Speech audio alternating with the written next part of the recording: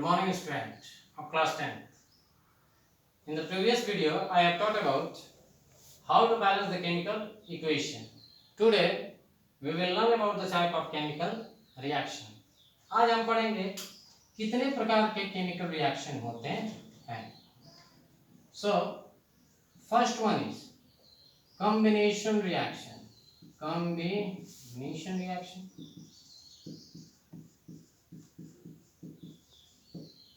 Second one is decomposition reaction.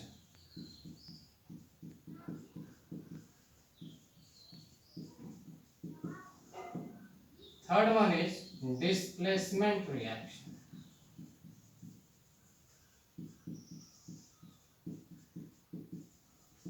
Fourth one is double displacement reaction.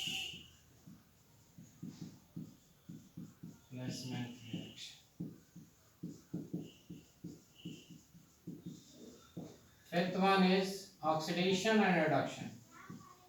Oxidation and reduction. Oxidation and reduction. Sixth one is redox reaction. Both combined मिल जाएंगे तो redox बन जाते हैं. और कुछ exothermic reaction होते हैं तो हम कॉम्बिनेशन और डिकम्पोजिशन में देख देंगे, एंडोथर्मिक और एक्सोथर्मिक का. चलिए, first topic is combination reaction. What is combination reaction? Combination reaction. तो combination reaction is a type of reaction होता है in which two or more substances combine to form a single substance. That means जब दो या दो से अधिक substances को मिलाने पर एक single product बनता है. For example, मैंने मान लो कि A ले लिया, plus B ले लिया, plus C ले लिया, two or more substances लिए और इसका जो product बनेगा A, B, C एक single बनेगा. यानी कई लेंगे सब्सटेंसेस को बनाने पर एक सिंगल अगर बनता है तो इसी को कॉम्बिनेशन. पढ़िए, कॉम्बिनेशन यानी कंबाइन करेंगे. कंबाइन करने पर एक सिंगल सब्सटेंस, फॉर एग्जांपल कुछ दूसरा ले लीजिए, x + y बनेगा क्या? x y. यानी सिंगल प्रोडक्ट जिसमें मिले that is called combination reaction होता है. फॉर एग्जांपल, कॉम्बिनेशन रिएक्शन का मतलब डिफाइन के लिख सकते हैं. Combination reaction are those reaction होते हैं in which two or more substances combine together to form a single substance और single compound बनेगा. For example, कार्बन के साथ ऑक्सीजन का रिएक्शन करेंगे, क्या बनेगा? कार्बन डाइऑक्साइड बनता है. तो देखिए, कार्बन और ऑक्सीजन क्या है? एक दो सब्सटेंसेस हैं. बन कितने रहे हैं? सिंगल. तो यानी दो या दो से अधिक मिलकर अगर एक सिंगल प्रोडक्ट का निर्माण करते हैं तो ऐसे रिएक्शन को हम कॉम्बिनेशन रिएक्शन. और भी एग्जांपल है, मैग्नीशियम के साथ ऑक्सीजन का रिएक्शन कीजिए, मैग्नीशियम ऑक्साइड. बैलेंस आप कर लीजिएगा, बैलेंसिंग इक्वेशन आपको बताया है, 2Mg आप लगा लीजिएगा. सल्फर के साथ ऑक्सीजन करेंगे, सल्फर डाइऑक्साइड. सल्फर डाइऑक्साइड के साथ ऑक्सीजन करेंगे तो सल्फर ट्राइऑक्साइड बनेगा. कैल्शियम ऑक्साइड के साथ वाटर का रिएक्शन करेंगे तो कैल्शियम हाइड्रोक्साइड. इसको बोलते हैं क्विक लाइन. इसको क्विक लाइन कहा जाता है, इसको स्लैकेड लाइन कहते हैं. तो मैंने कहा, देखिए, दो या दो से अधिक सब्सटेंसेस मिलकर कितना दे रहे हैं? सिंगल प्रोडक्ट दे रहे हैं कि नहीं? और इसमें से बेटा कुछ हीट निकलता है, कुछ हीट भी निकलता है. हीट निकलता है. और जब हीट एवॉल्व होता है किसी भी रिएक्शन में, हीट जब निकलता है, it is known as exothermic reaction. बात समझिए. एक्सोथर्मिक उसे कहते हैं जिसमें से हीट एवॉल्व होता है, निकलता है. कोई भी सैचुरेटेड हाइड्रोकार्बन ले लीजिए, CH4 प्लस ऑक्सीजन के साथ रिएक्शन करेंगे, carbon dioxide plus water plus heat, तो ये आपका निकलेगा. तो उष्मा यहाँ से निकल रही है और जब हीट निकलती है तो ऐसे रिएक्शन को हम एक्सोथर्मिक रिएक्शन करते हैं. Clear? Just note it down and later on I will teach about decomposition reaction, displacement reaction. Now in decomposition reaction. तो डिकम्पोजिशन रिएक्शन अब दो रिएक्शन होता है in which a compound split into two or more substances. बात समझिए, जिसमें एक compound होगा, मान लीजिए कि ये भी एक कंपाउंड है, ये टूटेगा, दो A प्लस B. देखिए, ये कॉम्बिनेशन का जस्ट अपोजिट है. कॉम्बिनेशन में क्या हो रहा था? A प्लस B बन के AB बन रहा था. और ये क्या हो रहा है? AB से A प्लस B में टूट रहा है. ऐसे को हम डिकम्पोजिशन रिएक्शन यानी just reverse process of combination reaction होता है. तो डिकम्पोजिशन रिएक्शन में बताओ ये कोई कंपाउंड है तो कुछ जरूर होना चाहिए जिससे वो टूटे, तो इट विल बी हीट हो सकता है, लाइट हो सकता है, इलेक्ट्रिसिटी होता है, जिसके प्रेजेंस में कोई कंपाउंड क्या होगा, डिकम्पोज होगा। For example calcium carbonate CaCO3, limestone कहते हैं इसे, लाइमस्टोन ये डिकम्पोज होगा, हीट देंगे तो क्या होगा, डिकम्पोज होगा, calcium oxide plus carbon dioxide. तो यहाँ देखिए ये कंपाउंड है, कितने में टूट रहा है, दो में। तो एक कंपाउंड किसी दो सब्सटेंसेस में टूटता है तो ऐसे को हम डिकम्पोजिशन रिएक्शन कहते हैं। तो डिकम्पोजिशन रिएक्शन बेटा क्वेश्चन एराइज हो सकता है on the basis of heat से डिकम्पोज करेंगे तो क्या होगा, आपको तो हीट का बता ही दें। लीड नाइट्रेट का भी देख सकते हैं, lead nitrate PbNO3 whole twice को हीट किए या डिकम्पोजिशन किए तो क्या बनेगा, लीड ऑक्साइड बनेगा, मोनोऑक्साइड होता है, प्लस नाइट्रोजन डाइऑक्साइड होता है, प्लस ऑक्सीजन गैस बनता है। And after that you have to balance आप कर लीजिए। पोटेशियम क्लोरेट होता है, अरे भाई KClO3 पोटेशियम क्लोरेट को हीट एंड डिकम्पोज कीजिए, क्या बन जाएगा, पोटेशियम क्लोराइड बन जाएगा, KCl प्लस ऑक्सीजन बन जाएगा। आइए फेरस सल्फेट ले लीजिए FeSO4, फेरस सल्फेट को अगर आपने हीट या डिकम्पोज किया, डिकम्पोजिशन, तो Fe2O3 ferric oxide plus sulphur dioxide और सल्फर ट्राइऑक्साइड, ये सब हीट देने से बनते हैं, डिकम्पोज होते हैं। और जहां हीट दिया जाता है किसी चीज को तोड़ने को, उसे हम इंडोथर्मिक रिएक्शन कहते हैं, इंडोथर्मिक रिएक्शन। जहां हीट देते हैं, तो हीट देने वाला इतने एग्जांपल हो गए। चलिए थोड़ा सा हम देख लें इलेक्ट्रिसिटी पर, कि अगर कोई चीज को ऑन पासिंग इलेक्ट्रिसिटी इलेक्ट्रिसिटी अगर किसी कंपाउंड से पास करेंगे तो कैसे टूटेंगे, थोड़ा सा देख लीजिए। वाटर ले लीजिए, तो वाटर पर इलेक्ट्रिसिटी पास करेंगे तो किसमें टूट जाएगा, हाइड्रोजन एंड ऑक्सीजन में टूट जाएगा। यहाँ पर ले लीजिएगा भाई 2H2O, या 2H2 हो जाएगा, क्लियर। तो इलेक्ट्रिसिटी जब पास कर रहे हैं तो यहाँ डिकम्पोजिशन हो रहा है, तो वाटर का आप ले सकते हैं, सोडियम क्लोराइड ले सकते हैं NaCl कर लीजिएगा भाई, इलेक्ट्रिसिटी यहाँ से डिकम्पोजिशन है Na प्लस क्लोरीन हो जाएगा, आप कर लीजिएगा Cl2। तो इसी तरह आप कहीं से देख सकते हैं कि ऑन पासिंग इलेक्ट्रिसिटी करेंगे तो डिकम्पोजिशन होगा, टूट रहा है, और कितने में टूट रहा है, दो सब्सटेंसेस में टूट रहा है, दो या दो से अधिक सब्सटेंसेस में टूटेगा, तो ऐसे को हम डिकम्पोजिशन। और थोड़ा सा लाइट का भी देख लीजिए, for silver chloride AgCl, light की उपस्थिति में लाइट, तो AgCl सिल्वर क्लोराइड ले लीजिए, यहाँ लाइट के उपस्थिति में डिकम्पोज होगा, तो एक तरफ सिल्वर होगा एक तरफ क्लोरीन होगा, आप देख लिए।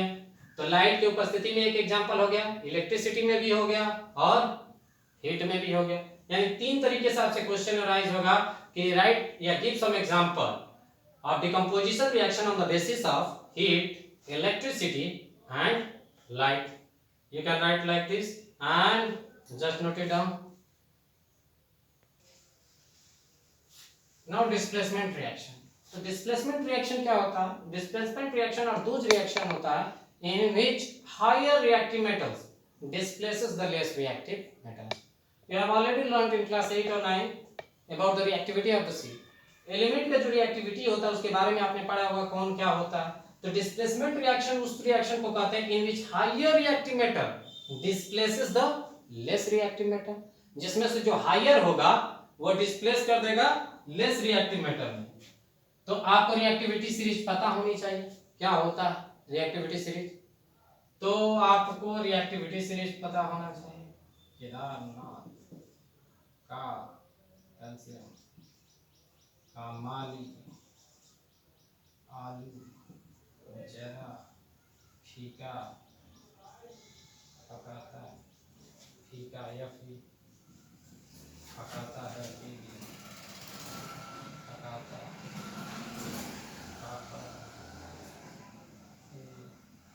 कॉपर है, Hg है, Ag है, Au है, Pt है। देखिए डिस्प्लेसमेंट ये कुछ रिएक्टिविटी सीरीज है, थोड़ा देख लीजिएगा अपने बुक से। तो डिस्प्लेसमेंट रिएक्शन उसको कहते हैं बेटा जिसमें से मान लीजिए कोई मान लीजिए आयरन लेनी है, कोई कॉपर के सल्फेट लेनी है CuSO4, थोड़ा समझिएगा। तो डिस्प्लेसमेंट रिएक्शन किसे कहते हैं, मान लीजिए कि A प्लस BC है, ध्यान से समझिए। तो A क्या करेगा, इस B को डिस्प्लेस करेगा, अगर हायर रिएक्टिविटी सीरीज में अगर हायर है तो B को डिस्प्लेस कर देगा। और Ac बन जाएगा, B अलग हो जाएगा। क्लियर? तो यहाँ समझिए, ये आयरन है और ये क्या है? कॉपर। तो आयरन कहाँ है, कॉपर कहाँ है? कॉपर नीचे है। आयरन क्या है? ताकतवर है। तो आयरन क्या करेगा, इस कॉपर को वहां से डिस्प्लेस कर देगा। तो कॉपर को डिस्प्लेस किया तो Cu बन जाएगा प्लस, ये कॉपर यहां से हट गया और आयरन इसके पास आ जाएगा, तो FeSO4। यानी डिस्प्लेसमेंट रिएक्शन उसको कहा जाता है जिसमें highly reactive metal displaces the less reactive metal. अरे भाई ये मजबूत आदमी है, ये कमजोर है, तो मजबूत आजकल देख ही रहे हो, मजबूत लोग क्या करते हैं, कमजोर को मार कर हटा देते हैं। तो यहाँ से कमजोर को Cu को मार कर हटा देगा और उसके सोल्यूशन को ले लेगा। इसी को हम डिस्प्लेसमेंट रिएक्शन करते हैं। और ये थोड़ा सा याद, यहाँ तक आप याद कर सकते हैं, इसके नीचे का भी याद कर सकते हैं। थोड़ा सा हिंदी में है, केदारनाथ का माली आलू जरा फीका पकाता है। के से केदार हो जाएंगे, नाथ कहने से हो जाएगा, का सीए हो गया, माली एमजी समझिएगा, आलू एल हो गया, जरा जेडेन हो गया, फीका का आयरन हो जाएगा, पकाता का पीबी हो जाएगा, आय का हाइड्रोजन है ये है। तो इस तरह आप याद भी कर सकते हैं और रिएक्टिविटी सीरीज भी देख सकते हैं। कोई भी है, मान लीजिए Zn प्लस H2SO4 ऐसे है मान लीजिए। अब मान लीजिए जिंक और हाइड्रोजन, तो थोड़ा जिंक देखिए कहाँ है, जिंक यहाँ, हाइड्रोजन कहाँ है, यहाँ। तो जिंक हायर में है, हायर क्या करेगा, लेस वाले को क्या करेगा, मार के हटा देगा। तो इसके सोल्यूशन को ले लेगा, ZnSO4 प्लस H2 बन जाएगा। ठीक है, जस्ट नोट इट डाउन। अब इसके पहले आपने डिस्प्लेसमेंट रिएक्शन पढ़ा, अब क्या पढ़ेंगे, डबल डिस्प्लेसमेंट रिएक्शन। तो डबल डिस्प्लेसमेंट रिएक्शन क्या होगा, यहाँ पहले डिस्प्लेसमेंट में सिंगल हो रहा था, अब यहाँ दो दो डिस्प्लेसमेंट होंगे। फॉर एग्जांपल मान लीजिए सोडियम सल्फेट ले लिया Na2SO4 plus barium chloride BaCl2 आपने ले लिया। अब यहाँ पर देखिए, यहाँ डबल डिस्प्लेसमेंट होगा, यानी इसका जो सोल्यूशन होगा ये ले लेगा इसका मेटल, और इसका जो मेटल होगा इसके सोल्यूशन को ले लेगा। तो सोडियम के साथ कौन जाएगा, क्लोरीन, तो NaCl बन जाएगा, और प्लस बेरियम के साथ क्या जाएगा, BaSO4। तो आप यहाँ पहले आपने देखा केस में डिस्प्लेसमेंट एक ही हो रहा था, पर यहाँ देखिए थोड़ा सा, Fe प्लस CuSO4 आपने, मैं आपको रिएक्शन बताया था, तो FeSO4 हो रहा था प्लस Cu हो रहा था। तो यहाँ से कॉपर हट रहा था, आयरन जा रहा था, लेकिन कॉपर इसके सोल्यूशन को नहीं ले रहा था, यहाँ पर कोई सोल्यूशन नहीं है, तो नहीं ले रहा था, तो यहाँ सिंगल डिस्प्लेसमेंट हुआ। ये ऐसे रिएक्शन को डिस्प्लेसमेंट कहते हैं, सिंगल डिस्प्लेसमेंट। और डबल किसको कहते हैं, जब पहला का मेटल दूसरे के सोल्यूशन को ले, दूसरे का मेटल पहले के सोल्यूशन को ले, इसको हम डबल डिस्प्लेसमेंट रिएक्शन कहते हैं, मैंने दो बार डिस्प्लेस होगा। Clear? Now fifth one is oxidation. थोड़ा जल्दी देख लीजिए, ऑक्सीडेशन। तो ऑक्सीडेशन में क्या होता है, gain in oxygen, gain in oxygen and loss in hydrogen, या loss या removal of hydrogen समझिए, of hydrogen,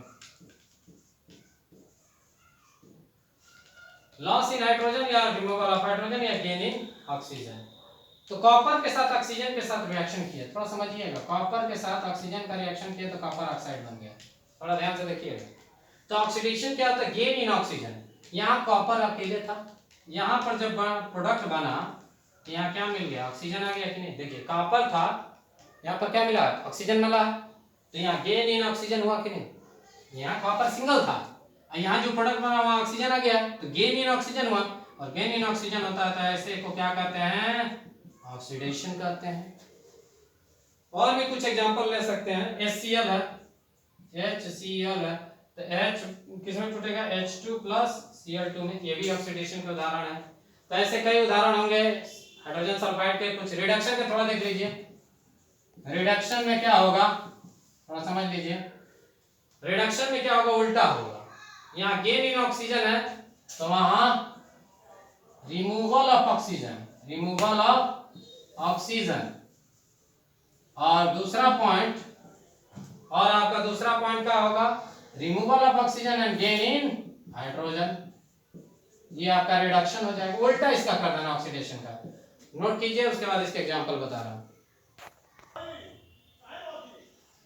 अब रिडक्शन का ले ले, कॉपर ऑक्साइड का रिएक्शन हाइड्रोजन के साथ किए, क्या बना, कॉपर प्लस वाटर बन गया मान लीजिए। तो अब यहाँ देखिए कॉपर का ऑक्सीजन का, थोड़ा ध्यान से समझिएगा, यहाँ ऑक्सीजन था, जब प्रोडक्ट बना तो कॉपर आ गया, तो यहाँ क्या हुआ, रिमूवल ऑफ ऑक्सीजन, और रिमूवल ऑफ ऑक्सीजन को हम क्या करते हैं, रिडक्शन करते हैं। मिलाते रहिए, यहाँ ऑक्सीजन था यहाँ ऑक्सीजन नहीं है, तो ऐसे को क्या कहेंगे, क्या कहेंगे, रिडक्शन। और यहाँ से थोड़ा सा देखिए, यहाँ हाइड्रोजन था यहाँ वाटर हो गया यानी ऑक्सीजन गेन हो गया, तो ऐसे को क्या कहते हैं, ये ऑक्सीडेशन हो गया। समझ में आ रहा होगा, तो यहाँ रिडक्शन भी हो रहा है ऑक्सीडेशन भी हो रहा है, और दोनों जिसमें होता है वैसे रिएक्शन को हम रेडॉक्स रिएक्शन कहते हैं। रेडॉक्स रिएक्शन, रेडॉक्स रिएक्शन उसको कहते हैं जिसमें रिडक्शन भी होता है और ऑक्सीडेशन भी होता है। तो देखिए इस रिएक्शन में रिडक्शन भी हो रहा है और ऑक्सीडेशन भी हो रहा है, तो ऐसे रिएक्शन को हम रेडॉक्स रिएक्शन करते हैं।